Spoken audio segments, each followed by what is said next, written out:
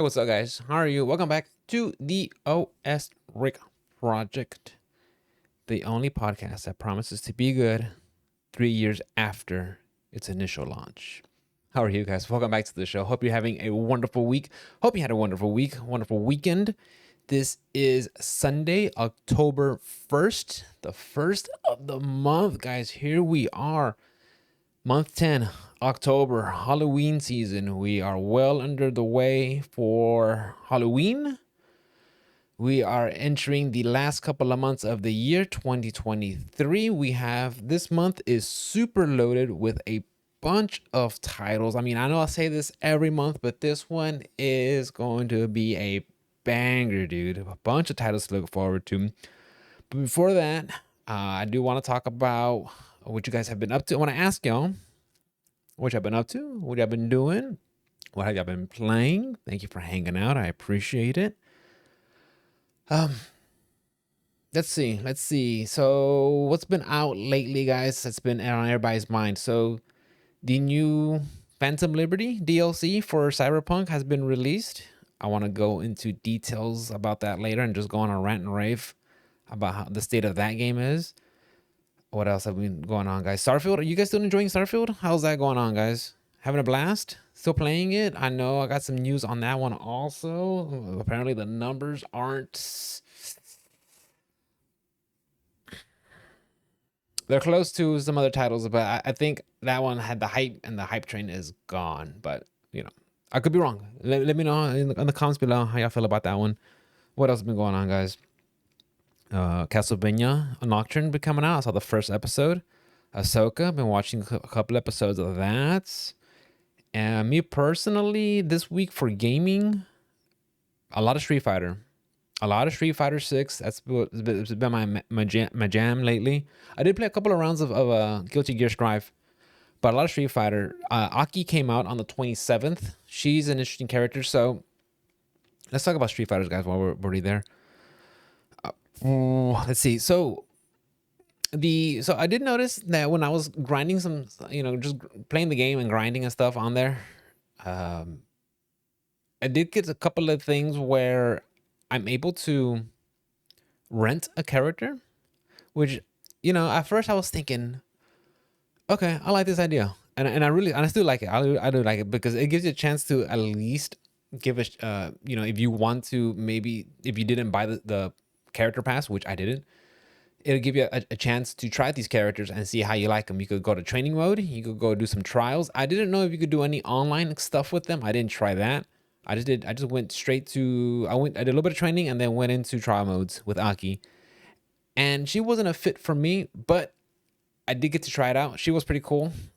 The way she moves, her style, and I think she's bae. I think she's bae. I think it's maybe the hair. I really like her style. She looks cool.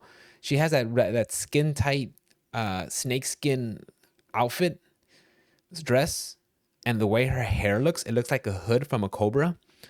And of course, the way I have been enjoying the way her level 3 super works, when she kind of like slithers around you and just makes little points, like taps you different parts of the body, and then ends it with like tapping you on the forehead, and then your body it shows like an X-ray vision. It shows all the nerves getting lit up. So seeing her, and I've been playing a lot of Aki too, like versus a lot of Akis, because she just came out. So I did a lot of I did like a 3-hour session on Saturday night, doing some online ranked. I'm still sticking with Gal, but I did see a lot of Akis, and she's not, I wouldn't say she's overtly OD and like just broken and shit. She seems fair. She has some really good buns. Like her anti-air, I think it's a standing heavy kick. It just really checks a lot of things. So I had to stay very grounded against her. And some of her moves, having to learn what's plus and what's negative and getting around stuff like that. But I think in the right hands, I think she has potential to be a solid character. But we'll see. I mean, that's with everybody, right? I'm still in the camp of looking forward to of wanting to know how Ed's gonna play in Street Fighter 5. He was a very different style of character, because instead of having input motions or being charged or anything, all his attacks were depending on what attacks you push him and in what order you push him in. like in combinations, like forward, down, forward, like it was very unique, very different. I think Falk was kind of the same way. She came out like a season later. She played similar to Ed, but was more zony type. So I'm looking forward to how Ed's gonna play, but that's not till winter of next year. So we got a while. So, and again, when I was playing online matches, a lot of it was no, I'm not getting rage quits. Although I had like maybe since I've been playing Street Fighter 6, I had maybe two, maybe three rage quits. So there's not as much as I've been playing. I sank over 100 hours already. So I've been playing the game mostly on ranked mode, online. Sorry. So only a handful of rage quits that I can recall. But what I do get a lot of, and let me know how it's been on y'all's end. But I do get a lot of one and dones. And I kind of chalk it up to it's like it's whatever, it's a game, they're done. But at the same time, it feels like, dude, there's like an etiquette that comes to playing fighting games. Like, play the set, first or two. Let's play the set. What's going on? I just don't understand. Like, before anybody says anything and says it's just a game, I know, it is, right? All right, but look, when you play, there's a certain point between it's just a game and then it becomes something more on an enthusiastic level, and it becomes not just a hobby but something you can you do. What's beyond a hobby? It's not a profession, it's not a career. It is a hobby for me, but it goes something beyond that. But like I said, it's not a profession. I have my I already have my profession. I already have a career, but this is something it's beyond a hobby, but it's not be I don't know what the next level will be on that, guys. But it's like, I want to play the game. I want to play the sets. Let's get it. You might have got one. All right, let me make some adjustments. Let me get around some stuff, and let's play the set again and see where it goes. And then they don't want to get the run back. They don't want to give you the run back. Okay, or you just kind of just whoop them really bad, and then they just don't want to come back. And it's like, look, you got to remember, guys, you're at a lower rank. I have more to lose. The person who has a higher rank has more to lose. Get the knowledge. That's so important when it comes to fighting games, is getting the knowledge, getting the experience, knowing what to push, put yourself in a situation and know how to get out of it. That's how you're going to grow as a player. And I feel like maybe that's a lesson you could probably apply to real life, right? Sometimes you have to get lost. Sometimes you have to put yourself in a situation where you have to be tested so you can find what you're about, find your resolve, and have to dig deep and find something. I mean, look, I know it's two different things, but it just feels like I want to play the game and I want to get better. You beat me, cool, congratulations. Now let's do it again. Let me make my adjustments. Let me learn. No run back. After a while, it just gets old. It gets frustrating, and I don't know. I think it's just a different mindset that people have. Or am I wrong? Am I just looking too much into this? Because please, guys, I would like y'all's opinion. And look, when I play online, I have my certain little community, if you will, when it comes to me playing fighting games. I have some people that show up when I play, some other, like when I play like Armored Core, or when I play my other Souls games, or I play my RPGs. They come in for that because they know I like. But my channel is mostly my streaming channel, by the way. I mostly focus on fighting games. And by fighting games, it's going to be mostly Street Fighter. Of course, I'll branch up to other ones, but so when the folks that come in there and we're here to talk about stuff, we're here to break things down and discuss and make some adjustments. Have them hold me accountable, call me out for some stuff, maybe look out for some things that I'm missing. So, and that's the mindset I kind of want to go in there. Is let's get better. Let's get better. Let's all learn. Let's help each other out. Let's recognize some things. Let's get some data in there, so that way the next time we have a matchup, we're able to get better. But it just feels like you see these folks come in here, these online, these other online players come in, and that's it, one and done. They don't like it. That was too hard, or they, they don't want to lose any more points. And I know I already said this a million times about how I feel about league points, but it's just at the end of the day, they're league points, man. Guess what's going to happen if you lose them? Nothing. Guess what's going to happen if you get them? Nothing. You'll be fine. But you have to get your sets in. You have to get in that gameplay. You got to put yourself in the situation to get better. I think that's one thing I do like about fighting games. And there's nothing else that puts me in that mindset in that situation. So that's how I've been with Street Fighter. And I had some conversation with people. My boys GDB or Chameleon, and some other folks. And I don't. And just speaking for me personally, is like I don't love Street Fighter 6 right now. It's not the honeymoon phase was over. It's still a fun game. I still enjoy it because obviously I go back and play it. Right. I mean, like I said, you already sank in 100 hours into the game, so obviously I do have a good time playing it. But it's not where I was at with Street Fighter 5. Street Fighter 5, yes, it took a while to get at a point where it was really, really good. We all know it had just a rocky launch, bare bone launch. Took a couple of seasons to finally get where it was at. And by the time it got to season 5, it was in a really good spot. But up until then, it was very rocky. So I mean, that's something I have to take in consideration. Also, is Street Fighter 6. It was received a lot better than 5 was, but there's still lots to go. And I think right now, if I had to put my finger on it, it would be the fact I'm not gelling, not clicking with the new mechanics, the drive rush mechanics, the drive impact mechanics. It feels like, and I'm guilty of it too. I'm just gonna just skip the neutral, use drive rush to run in and start use plus frames and stuff like that, and start having my way.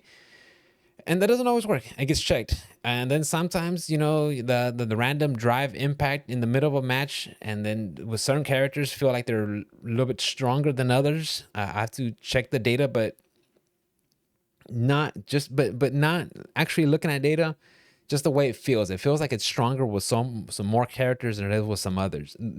So it just, man, and it sucks because, like I said, I was watching Evo, and sometimes you see the pros getting nailed with the random drive impact, and it could really swing the game. I mean, Street Fighter 6 is still very much a very volatile fighting game.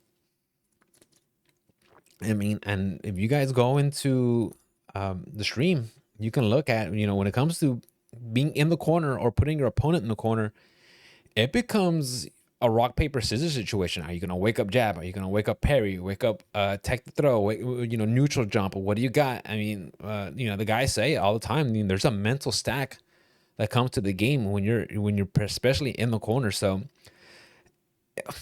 I'm enjoying the game, but it's not where I was when I finished with Street Fighter 5. And even then, well, even Street Fighter 5, loved the game, but it was the way Capcom was just handling it, where it was driving me kind of nuts.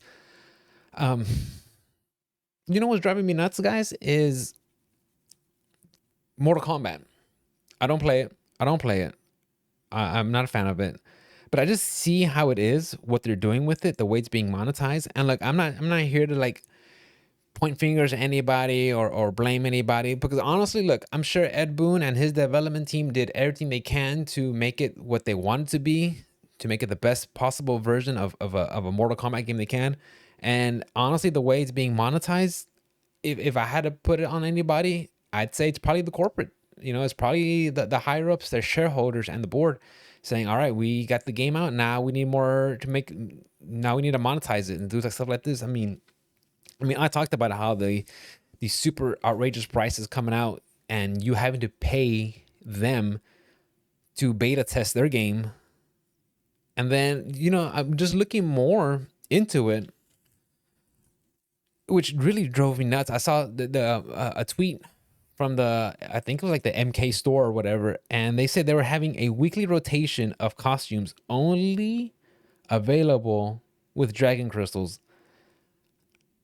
I haven't figured out if dragon crystals can be earned in game by like grinding it out and exchanging some in-game currency for that, or it's something like Street Fighter has, or how Capcom has it, where it's a currency that you have to buy only with actual money. I'm leaning towards, I think it's something you have to buy with actual money.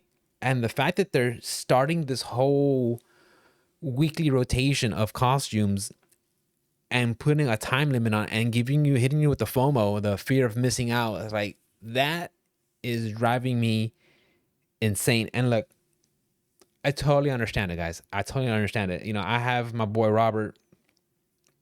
He loves the franchise. He got everything day one, and I can't blame the guy. I mean, I was there too with Street Fighter and Street Fighter Five and everything. There's some franchises you just love, and it's one of those companies. Everybody has that one company. They're like, man, I just love what they do, and I just want to support, and I want to get the biggest bundle package I can because I know I'm going to enjoy this content, and that's all great, but it's when they start abusing that trust, and then they kind of nickel and dime you, and then start tricking you into like, oh yeah, but by the way, the crossplay, and they're on PC. Oh, by the way, there's still some glitches and bugs in the game. Oh, by the way, all the stuff that you unlocked through the grind fest, well, it's only available if you have an online connection. And I saw that, guys. I saw that on the Reddit, for the subreddit for Mortal Kombat. Some people were talking about like all costumes and skins you earn through playing the game is gone if you're not connected to the internet, which got me, is like, dude, like what are we supposed to do here, man? What happens when we just have like a bad internet? Like sometimes we're just not connected to the internet. Something happens, the systems are down or something, and the boys are over and you just want to play some games. Oh, by the way, all that stuff you unlocked, yeah, you can't get it because it only works when you're connected. Like, and why does it have to be connected to the game? Like, that, understand, like this whole games as a service, the only way to get to play it is because it has to, and the only way to play it is because you have to have, the only way you can play, I should say, sorry, getting so the only way you can play it is by actually having an online service. Like, I get it if you're going to do the online multiplayer, yeah, sign up for that. But yo, man, I just kind of want to play this game offline, local with my buddies. They're coming over, and maybe the internet's not a good spot, or maybe I can't get a good connection or whatever. But still, regardless that they're holding it hostage, that's just ridiculous, man. So, and some people are talking about. I saw some on that thread. I just saw no with no internet, no gear. Some cameos. Yeah, with no internet, you can't get gear. Some you can't have some. You only have access to some of your cameos, the gear, the costumes, and some characters not available if you are not online. Some fatalities and brutalities earned are also gone. So it's just to the point. It's like, dude, this cannot. We can't let them get away with this, man.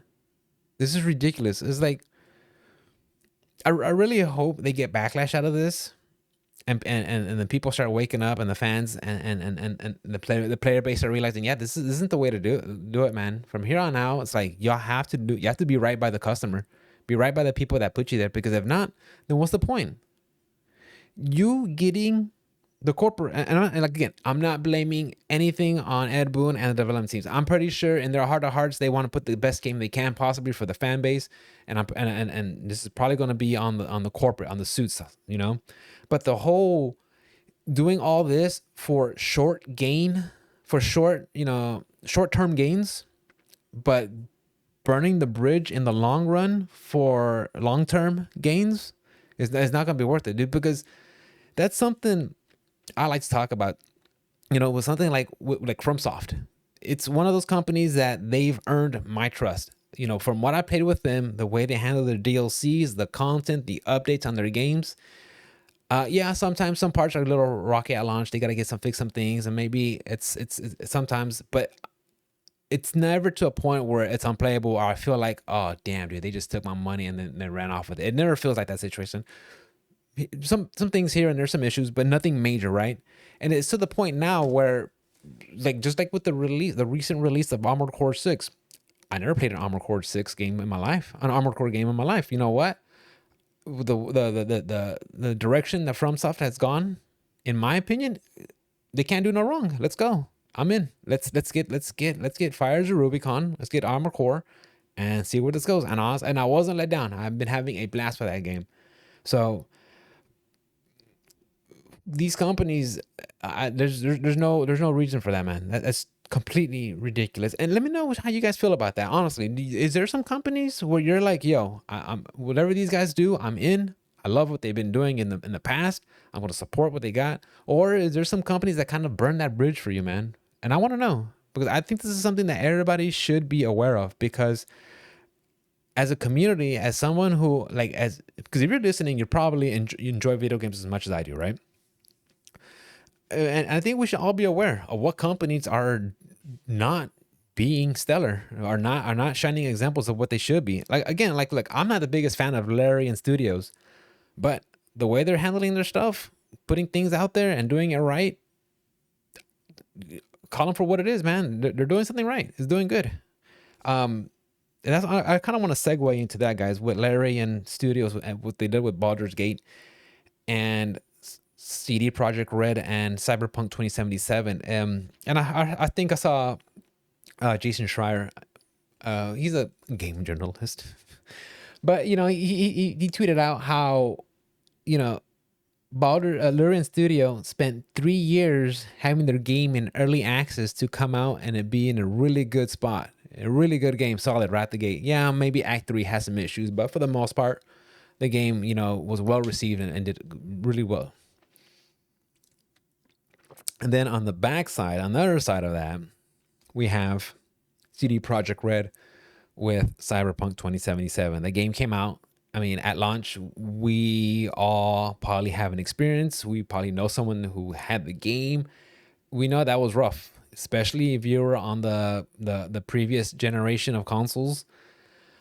It was rough. The game just had so many things. So many people were talking about it. It just the way it, like, I mean, they try to make the decisions matter, but they really didn't on what you picked. They always kind of just flash forward you. Maybe they just were just set up for a backstory. There was always ways around it. But, eventually, 3 years later, after updating and delays and setbacks and finally getting to where they want, 3 years later, it looks like Cyberpunk 2077 is finally at a good place. And that's what I kind of wanted to focus on, guys. It's how, like, Larian Studios, right? 3 years of early access, making the game right. So finally, they were at a point where they were set. Because I'm pretty sure they are never ready to release it. There's always something to work on. I'm sure there is, right? But it finally got to the point where they were happy with what they had, and they put it out and well received. And again, with CD Projekt Red, it's just a whole different animal. It becomes like the mindset that this business has, this industry, I should say, rather. The mindset of this industry is like, get it out now. It's okay. We've had bangers before. We're gonna fix it later. It'll be okay. And no, you can't do that. You can't do that because you're gonna lose a lot of your fan base, a lot of your folks, and that's just not the way to do it. It's not the way to do it. You don't want to be burning bridges. You don't want to be shitting on your customers because at the end of the day, they're the ones who put you there. So I just wanted to let you know, guys. I mean, that's something what I've been thinking about when it comes to, like, these games going on. I did pick up Cyberpunk last holiday season. I was on discount. I know the update just came out. I have no plans on buying the DLC because, like I said, I haven't even played the base. Like, I tried actually for an hour. It didn't get me, but I'm gonna have to give it another shot. But how's the game now? Like, how many? And honestly, excuse me, guys. And honestly, how is the game, like, actual gameplay? I know Nvidia likes to use that game to flex the power of their GPU, of their graphics cards. They like to put on path tracing and ray tracing and everything on the bells and whistles, and to really get it where it's at, they really use the DLSS. And I really do feel like they kind of use that game to hype up the software they're using, because I'm still of the mindset this GPU's got to have the raw power, right? But they're trying to start to sell you ray tracing, DLSS, and FSR. So, and I guess Cyberpunk is like one of the best examples for that. But let me know what you guys think is compared to those two games. How do you feel? Did y'all play both games at launch? Do you feel like Cyberpunk at a really good place? Is maybe Baldur's Gate 3 just too much hype and you realize it's not really what it was, or what? Because I'm curious, guys. I'm curious. I have some friends that have been really enjoying Baldur's Gate. My wife's been playing it. She's been having a blast since, early access off and on. And then when the game came out, good time. when she tried Cyberpunk, she played it for a little bit, didn't grab her, and she said maybe somewhere down the line she might go back and play it after all these updates. But again, you never know when it comes to these things. All right, guys, let's talk about October. October, I talked about it at the beginning. I spoke about it at the beginning of this podcast about we got a lot of stuff coming out for this month, and I just want to rattle off some games, guys. And I want y'all to let me know in the comments below, what are y'all excited for? Let's go through real quick. We have Assassin's Creed Mirage, Forza Motorsport, Honkai Star Rail, which I think that's kind of my maybe pal, my maybe pal to go check out. Lords of the Fallen, that's the one I'm going to be focusing on right there, guys. Lords of the Fallen, Sonic Superstars, Marvel Spider-Man 2. I think that's going to be the one. That's going to be the one that's going to have all eyes on them. I think Marvel Spider-Man 2 it's going to get the nods for probably GOTY. It's probably going to be on everybody's radar. So looking forward to that one. That one's, I think it's going to be one of them that's going to have like that cultural, that subcultural change, because the video games industry is very subcultural. I mean, it's so big that people it's a thing. It's a whole different animal, and I think it's gonna really run with the memes on Twitter and social media. So keep an eye out for that one. Ghost Runner 2, Super Mario Bros. Wonder, Alan Wake 2. Alan Wake 2. I kind of want to see what it was about. What Remedy did with Control, I kind of want to see what this one is, but it's not going to be a day one purchase for me. But it's going to be, I'll keep it on my list and keep an eye out on that one. Jusant, I don't even know what the hell Jusant is. I think I saw that on one of the showcases or something.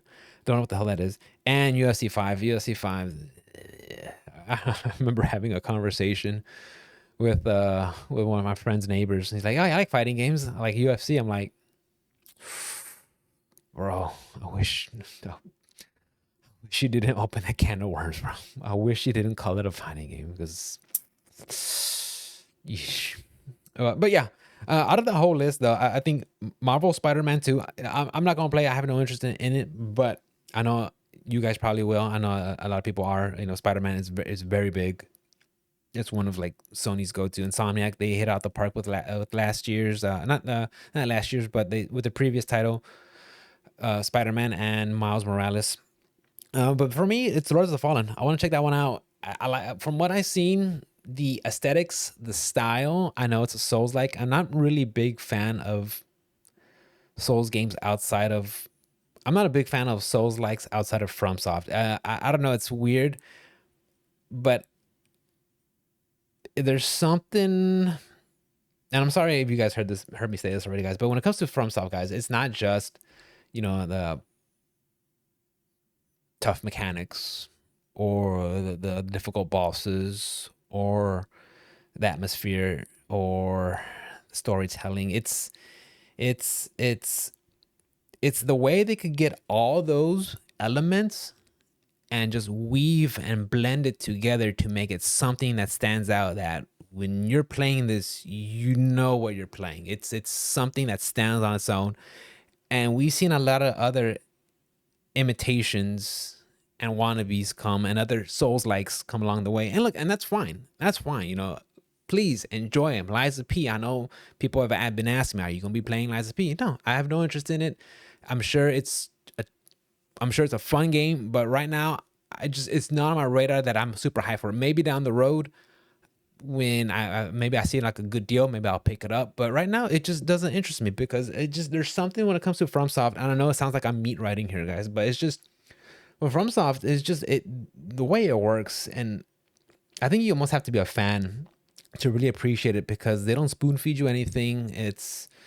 You have to learn the game.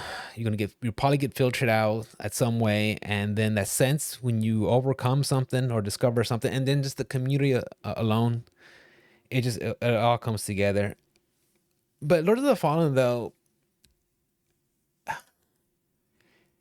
it's not from Soft Game. Yes, it's Souls like, but it just looks like it's something that it might not have everything that a FromSoft game has, but it has some of it that I'm interested in. And mostly the way the aesthetic, it really has that dark fantasy, which appeals to me. The dark fantasy compared to that steampunk look to Liza P.